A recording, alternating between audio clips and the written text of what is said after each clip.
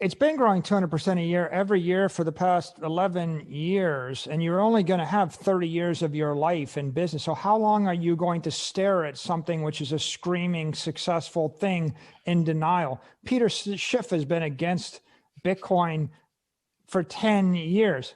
He'd be a billionaire right now. He'd be a 10 billionaire right now if he had actually not been against it. You would lose, by the way, resisting it, you would lose 98 to 99% of your wealth over 5 years if you're in denial of this thing. So there's a cost to being in denial of stuff. Let me just, again, offer an example.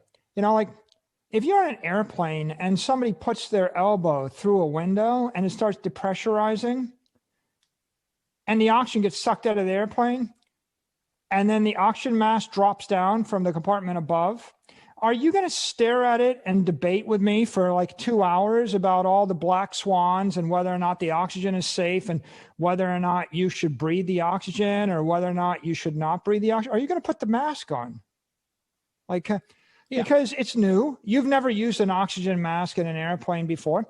If I take you and I drop you in the middle of the ocean and you're 50 feet down with a weight around your neck and I hand you scuba equipment and a regulator, are you going to put it in your mouth? Are you going to debate with me and you're going to ask me to twist and try to, what if it's possible that some politician in some country passes some law making it illegal for me to put this regulator in my mouth?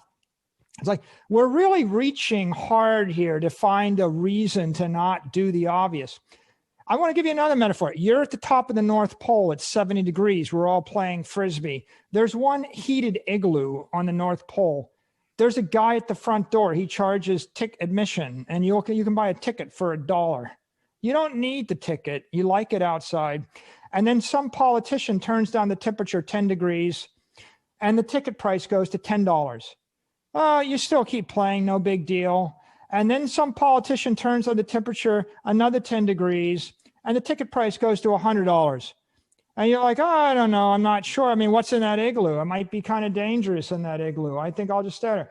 So another politician turns on the temperature another 10 degrees, and you're afraid of the igloo. It's dark in there, and maybe it isn't dark, and maybe the food's not so good. And I turn it down another 10 degrees.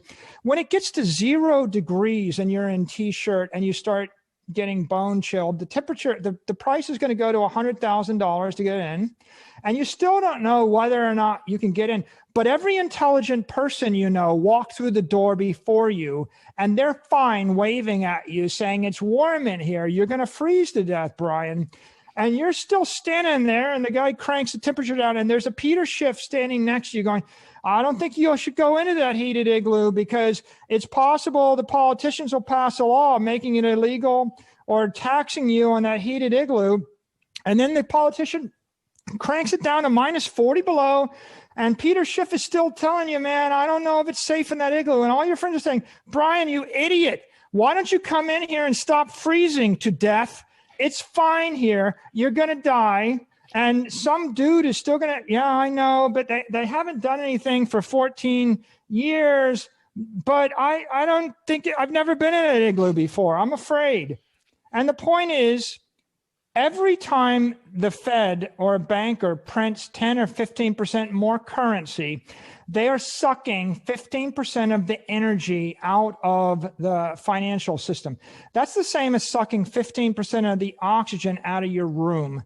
That's the same as lowering the temperature 10 degrees. When I suck the energy out of an adiabatic system, you have heat lapse. You will freeze to death if you don't suffocate. We have a currency collapse going on right now. The only difference is it was going on at 5% a year in the US. Now it's going on at 25% this year. It's going to go on 15% for the next 5 years. Same in Europe. It's collapsing at a faster rate in Argentina, Venezuela, Brazil, Nigeria, South Africa, Turkey, Lebanon, fill in the blank. You can stand there living in fear that someone might hypothetically ask you to stop freezing or get out of the igloo. But on the other hand, there's 100% likelihood you're going to freeze to death. if you stand where you are and do nothing. 100%. There's a 1% likelihood that when you actually move into the heated igloo, something unexpected is going to happen that you did not anticipate, or perhaps someone will object, but you'll be warm.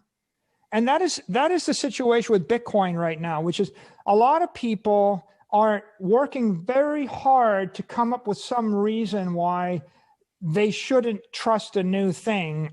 Meanwhile, it's quite clear that 7.8 billion people on the planet have a problem. Everybody with money on Earth is going to lose half their wealth in the next 48 months if they do nothing. If you're one of the billion people in a collapsing developed economy, you're going to lose everything if you do nothing. The solution is a digital monetary network that doesn't dissipate energy, that you can access, where no one can corrupt it, and you can take personal custody of your money, of your monetary energy.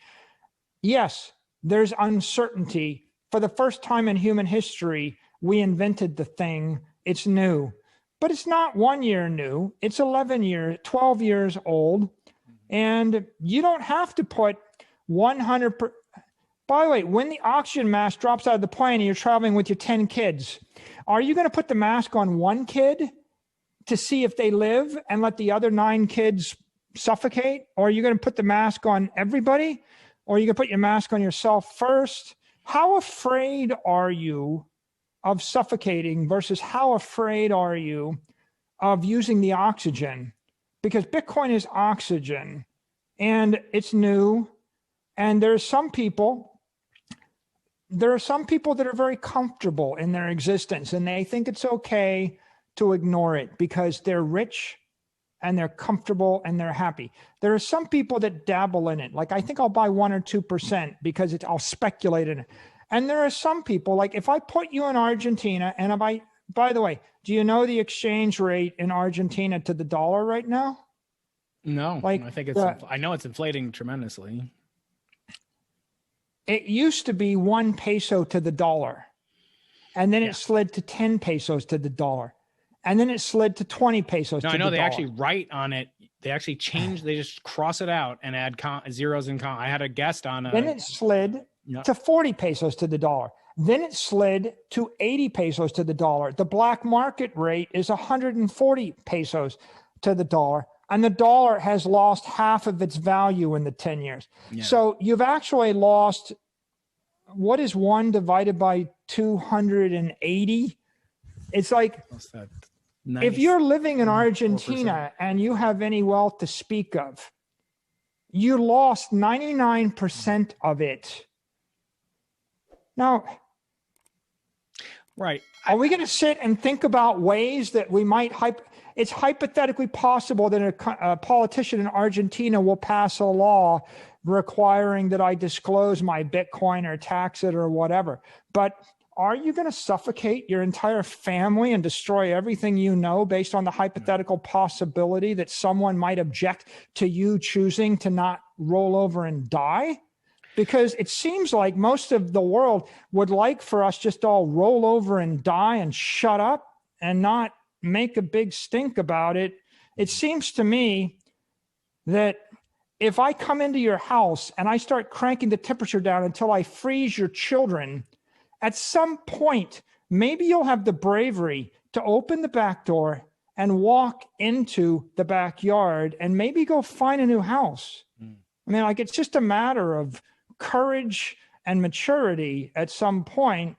And for those people that just want to spread fear and uncertainty and doubt, I mean, like, what's the future for humanity if we're going to live in fear of the solution to the problem that plagues us all?